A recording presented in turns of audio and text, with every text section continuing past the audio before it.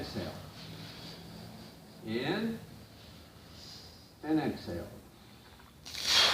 In and exhale. Now we do the same thing with the other arm. You're going to breathe in with the thumb down, in, up and out, wrist down, thumb down, and back. Thumb down, exhaling. In, thumb down, and exhale. In, and exhale. And then we'll reverse direction. Breathe in, thumb down, exhale. Deep breath. The breathing helps you pace this exercise. The purpose of these exercises is not to rush through them, but to do them each at an ordinary rate. And actually, the slower you go, the better your brain and your mind can perceive the sensations that are occurring. And another important thing you should know from this exercise is that it helps increase the strength of your arm for movement up in these areas, and also your range of motion will be increased back to normal. Now we're going to do the same thing with our hip joints. And what you're going to do is you're going to lift one foot, and if this is hard for you, you could be, we could go to this tree just so you see how to do it. And what you would do is lift the foot, you turn the toe in, and you might have your hand here to feel the movement in the hip. By turning the foot, you're immobilizing the leg, and that allows this whole leg to rotate in the hip joint here. And so we're just doing a few rotations in this instructional clip, and you go both ways, clockwise and counterclockwise. And again, what's happening is you're stimulating nerve endings that are very important. You're bringing blood in a non-weight-bearing way to the cartilage that helps it to restore itself to normal. And also you're stimulating lymph so that it can move up. And the leg you're standing on is getting stronger, and it also increases your sense of balance. And so then you stand on that foot and you lift the other one.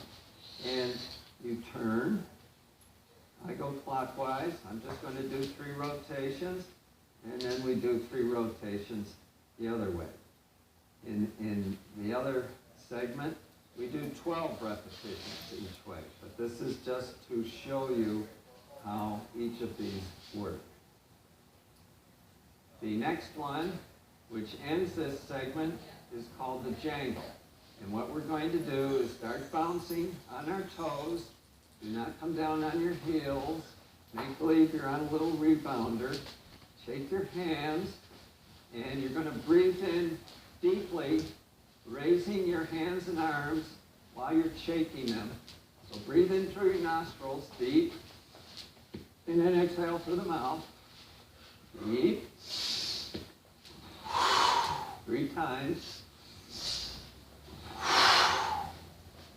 Now the benefit of the jangle is that with all that movement, you're helping to remove blockages to your meridian system. And with gravity, the bouncing up and down, that is causing the cells to be able to throw off metabolic waste and have it move through the lymph system up towards the heart, which is a purpose of a lot of these exercises, is allowing the body to cleanse itself naturally. Now the next one is knee bends on the toes, and you do as much or as little. Even people who have injuries or difficulties can do a little bit. And gradually, over time, they discover that their flexibility increases. Or you go this far. But ideally, you go this far. And there's no problem. So you just go down and up. And as you see, I'm on my toes. Down and up. Down and up. And this is not an unnatural movement. there are people in America, I know an Amish farmer in his 60s, he says he works like this all the time, 3-4 hours a day. And so this is something that's normal, something that we can do. The next one is a hip rotation. And I like to imagine myself in a 55-gallon drum. My hands are in my hips, stick my abdomen out, and I rotate it. And I try to keep my shoulders and head fairly stationary. I'm never going to be perfect with these things, but we each have an ideal. And so then, we're just doing a few rotations here, but ideally you would do 12 each way. You go the opposite direction. And you can see that my knees sway a little bit. This is to help bring flexibility to the middle part of our body. It's very important that we help the core of our body not only strengthen itself, but increase its flexibility. Because the more movement and flexibility, the better our nervous system is functioning. And that increases our mind's awareness of the body. Now we're going to do the one-legged jangle, and as you do it, be gentle. You stand on one foot, and you put the opposite hand on your thigh for balance. You stick the other foot out, and your hand out. And what you're going to do is shake your hand and foot as though you're getting a glove and a shoe off, like this. With your hand here, you're balancing yourself.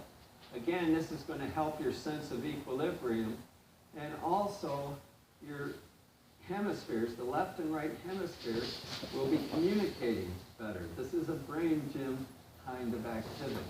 And so then you do the other side with the opposite hand, holding onto the thigh, hand out, foot out, and you shake the hand and the foot, same way. And so then you come back to the first one, and do the same thing. And the second. And usually we do 3 of those. The next one is deep breathing. And what we're going to do here is we're going to reach to the sky, breathing in deeply through the nostrils, and then come down. And so you would go like this. Breathe in deeply, up on your toes. You'd hold it briefly, and then you would reach towards the ground. If you get this far, you just hold that stretch and exhale through the mouth. Ideally, you get to the point where you touch your toes. One person was told to touch their toes on their toes, like that.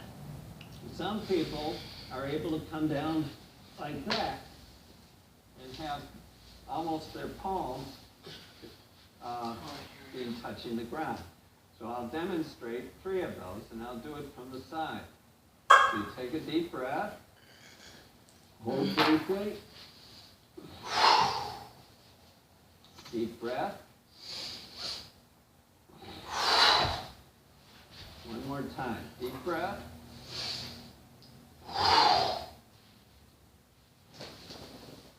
Another thing that this benefits you for is tightening and loosening of all these muscles.